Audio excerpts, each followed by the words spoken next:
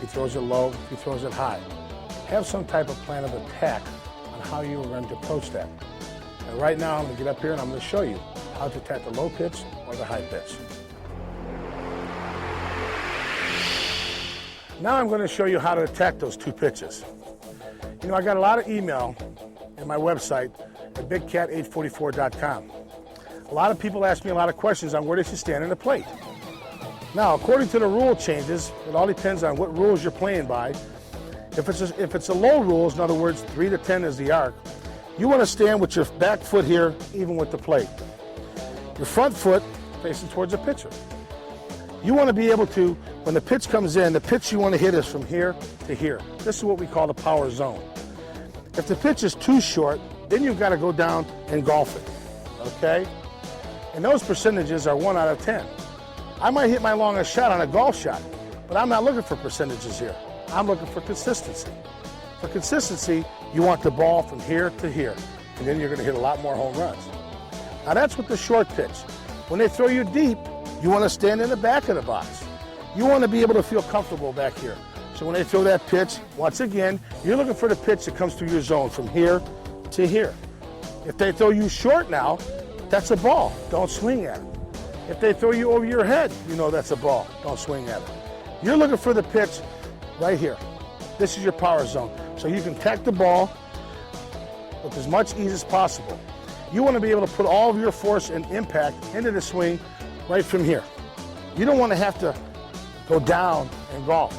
Like I said, those are bad percentages, and I'm looking for consistency.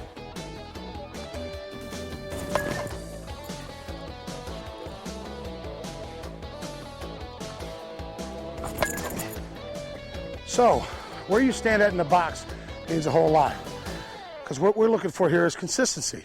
So that's the name of the game. You know, I'm a power hitter, and I love hitting home runs more than anything. But I also like hitting base hits. I want to hit for a high average, and I want to be consistent. Consistency is the name of the game. One of the most important parts of that is hip rotation. That's my little secret. Your hips, the muscles in your thighs, they're much bigger and much stronger than any other part of your body. So why not use them? What I mean by hip rotation, I mean when you get your weight on your back leg in the box, your front foot, I always have a little trick here. I always open my foot up a little bit early. This way here, when I stride towards the ball, my hips are going to automatically open. What happens to a lot of people is as they step towards the ball and their front foot comes down this way, facing the same way as their back foot. There's no way that you can rotate your hips. You are stuck. What you want to do is you want to step this way, whether it's towards the pitcher, towards right field, but you want to open your hips up so that you flow.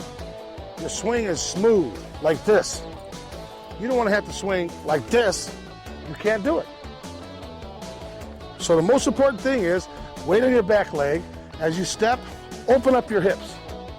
And that is the key to the ball exploding off your back. And that way there you're going to bat for a higher average and you're going to hit more home runs. So for more power, consistency, and a higher average, use my stance.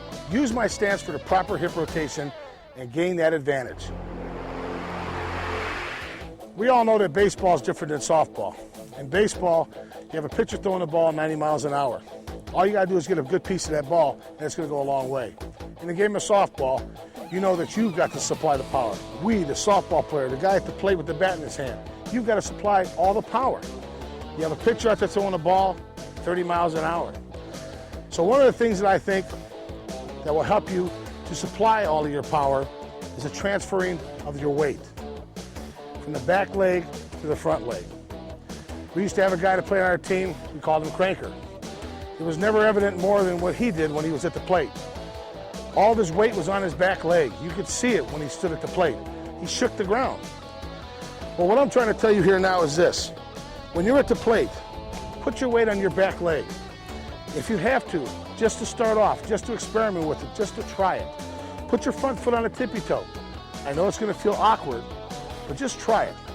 I've gotten it down to such a pattern that I don't have to put my foot up in the air no more. I just sit on my back leg, and as the pitch comes, I drive into it. I transfer the weight from here, through my body, into the ball. So now I'm a fairly big guy too, and I weigh 300 pounds. So it doesn't matter how big you are though, as long as you're transferring that weight from the back to the front. Your back leg, as you can see, I'm sitting on it. I mean, when I take batting practice, my rear end hurts back here because I've got all my weight on here and I'm pushing off, driving down through the ball. You don't know it, but believe me, that's one of the reasons why I've hit as many home runs as I have. And I owe it all to these big legs right here.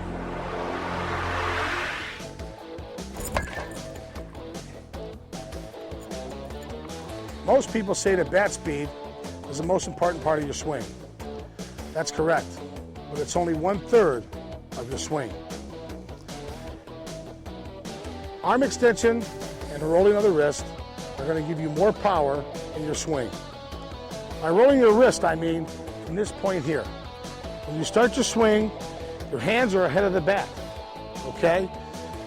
You don't want the bat head to be out here ahead of your hands. You want the hands to be here, the bat head back. From this point to that point, I call it rolling of the wrist. This is your bat speed. How fast you move that through that zone, that's your bat speed. So bat speed with the rolling of the wrist, also arm extension. When you make full contact with that ball, explode through the ball, you want your arms extended out here. I call this the V. With those three aspects, arm extension, bat speed, rolling of the wrist, it's going to give you more power every time you swing that bat. Hey, thanks for watching, and I'm sure my hitting tips are going to improve your game.